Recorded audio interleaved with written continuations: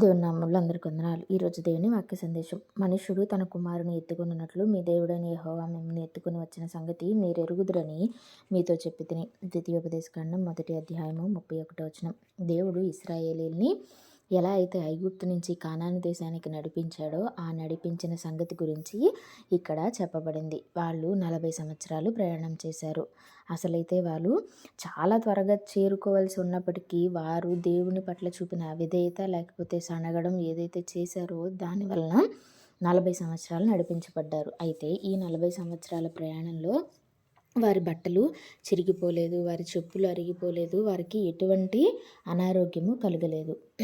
దేవుడు అలా వాళ్ళని కాపాడుతూ వచ్చాడు. పగలు మేఘస్తంభంగా, రాత్రి అగ్నిస్తంభంగా ఉంటూ ఆకాశం నుండి మన్నాను కురిపించి వారికి ఎప్పుడు ఏ ఆహారం కావాలో బండ నుండి నీళ్ళనిచ్చి మారాని మధురంగా మార్చి వారి ప్రయాణం అంతట్లో దేవుడు వారిని విడిచిపెట్టక తోడుగా ఉన్నాడు. అలాగే మన జీవిత ప్రయాణంలో కూడా ఎలా నడిపించాడటండి దేవుడు. మనం మన పిల్లల్ని ఎలా అయితే జాగ్రత్తగా ఎత్తుకుని వాళ్ళని నడిపిస్తామో అలా దేవుడు వారిని ఎత్తుకొని నడిపించాడంట. దేవుడు ఇంకా ఏం చెప్తున్నాడు, మీరు భయపడవద్దు, నేను మీకు తోడై ఉన్నాను అని చెప్తున్నాడు. మిమ్మల్ని చంకబెట్టుకొని ఎత్తుకొని వాడని నేనే అని చెప్పి దేవుడు చెప్తున్నాడు. ముదిమి వచ్చే వరకు ఎత్తుకొని ముద్దాడతానని చెప్తున్నాడు. ప్రస్తుతం నీకున్న పరిస్థితి ఏదైతే ఉందో అది చాలా బాధాకరమైన పరిస్థితి అయి ఉండొచ్చు. అయినప్పటికీ ఒక్క మాట గుర్తుపెట్టుకోవాలి, దేవుడు నిన్ను విడువడు, ఏమాత్రము ఎడబాయడు. ఈ వచ్చిన కష్టం ద్వారా మరి ఎందుకు నాకు ఈ కష్టాలు వచ్చాయి అని నువ్వు అనుకోవచ్చు.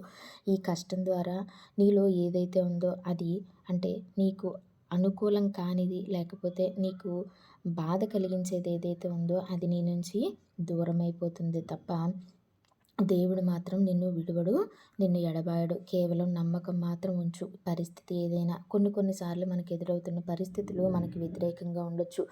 ఏంటి నాకు ఇలా జరుగుతుంది అని అనుకోవచ్చు, కానీ తుదకు అది మంచే చేస్తుంది తప్ప దేవుడు నీకు ఎటువంటి పరిస్థితుల్లోనూ చెడు అనేది మాత్రం చెయ్యడు.